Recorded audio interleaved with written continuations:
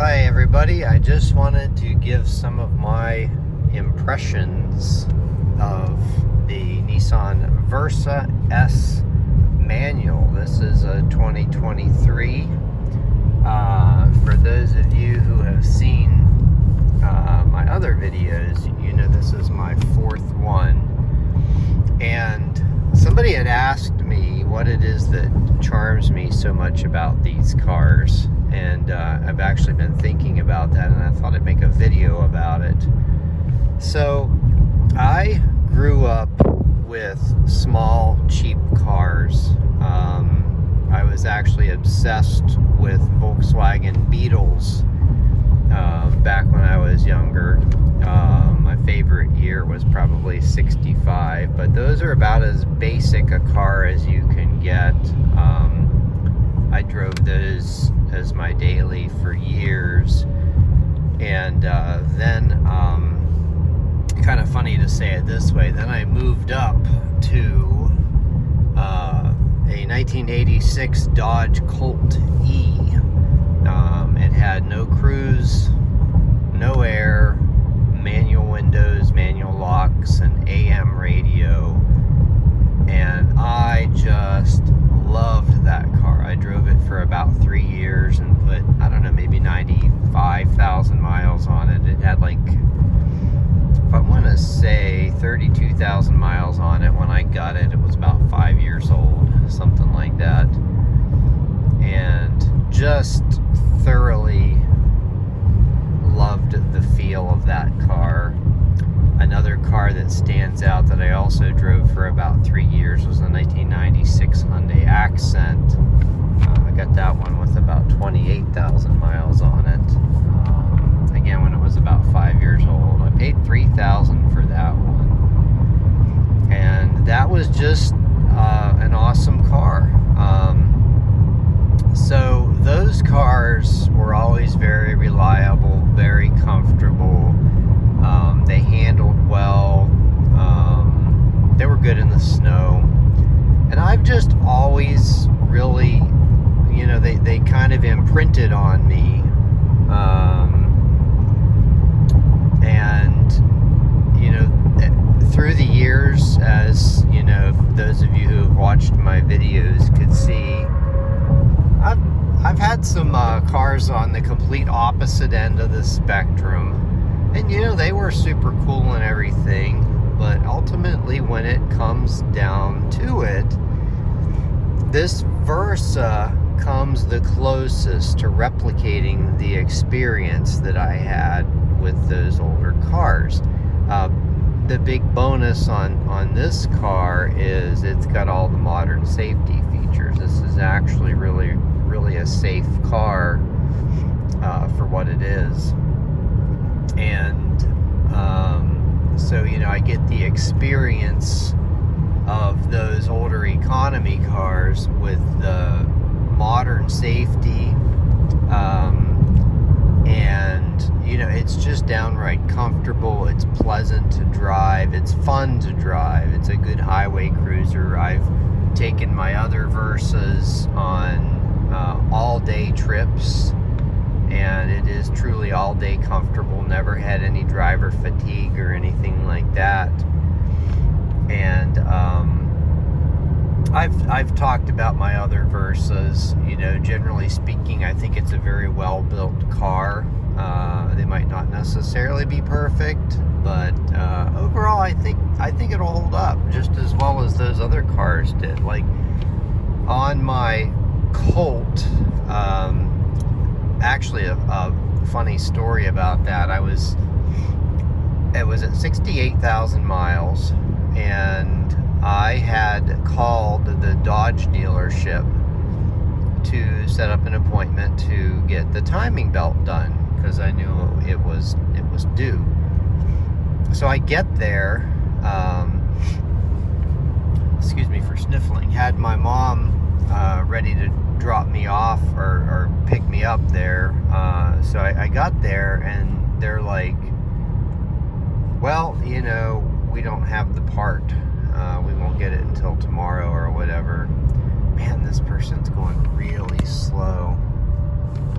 I may have to Well, actually, I'm going to be turning around up here, going up a different road, so it'll probably be fine. Yeah, I think the speed limit here is like 55, and they're going 30, 35. I always say, Grandpa is scared to death. Well, anyway, back to the Colt. So I'm like, okay, you know, we'll just take it home, and then I'll bring it back to the dealer. So Mom wanted to go to the mall, and I thought, well, one more trip would be fine. And so we're on our way to the mall on the highway. It's about a 20-minute drive, and lo and behold, all of a sudden the engine stops. Fortunately, that car had a non-interference engine, so it did not destroy the engine, but it's just so ironic that, let's see, I'm just going to go up this road here. So ironic that that would happen right as I actually had the appointment. So it ended up, I got it towed there, and you know, they replaced the timing belt, and it was fine after that. And then I think the only other thing, a couple things went wrong with it. I had one of the spark plug electrodes broke off into the cylinder, but it never caused any damage. I mean, it still ran fine after that. And then I think my distributor cap went out, and oh, and the fuel pump, it had a mechanical fuel pump because it was carbureted. So, you know, for putting 90,000 miles on an 80s car, it really wasn't that bad. My accent was very reliable. The only thing that went wrong with that was an oxygen sensor. You know, so I think these Versas will hold up at least as well as those cars. You know, maybe an oxygen sensor here, or something else there, but probably nothing major. It just, I mean, it just feels, everything feels well put together, and like it'll last. I would absolutely recommend one of these to anybody. I mean, the value for the money is just incredible. I was able to get a discount on this one. I paid like $16,900 something for it, brand new, and it had the flaps and carpet options. And I added my center armrest. Let's see, I'm gonna turn around here, concentrate a little bit. Yeah, the center armrest is like a $300 option. Make sure nobody's coming. All right. So yeah, that's for me personally, that's kind of why these cars appeal to me so much. And you know, in today's market too, I don't know if it's going to necessarily continue to go up in value like all the other three that I had. It's actually too new for a place like Carvana to buy it right now. I think I need to wait about 6 months, but I will shop it around once another one comes available, and just see if I can do what I did before and trade into another one, maybe a 24 or another 23. I don't know. It'll be interesting to see what they change for 24. But as long as Nissan keeps making these, I'm probably going to keep buying them, especially if I can drive them for free. And yeah, I think that's basically about what I want to accomplish in this video, is just to share why I like these so much and the history that led up to me being attracted to this type of car. Side note, one would think that the Mitsubishi Mirage would be more comparable to like the 96 Accent or the 86 Dodge Colt E. And you know, on paper it would, but I didn't really care for the way the Mirage drove. I don't mind an underpowered car, but it just seemed too underpowered.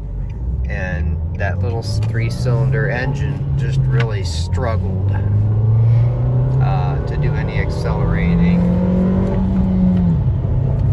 Get this up into 5th gear. So although I've test driven it a couple times, I never bought one. Another one that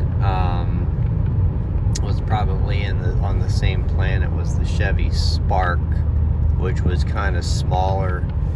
But I did like the Spark. Came close a couple times to buying one. They were always hard to find, even when they still made them. And it had a little bit of that feel too. And I think it was also a safe car, but never ended up buying one. I tend to be swayed by the driving experience. I mean, immediately whenever I test drove one of these for the first time, I just loved it. And you know, a lot of times it doesn't take me more than a minute or less to know I love a car, and this Versa was it. It just immediately clicked. And all right, well, I have rambled on for 11 minutes. I doubt very many people will make it this far through. But if you did, hey, thanks for listening, and have a great day.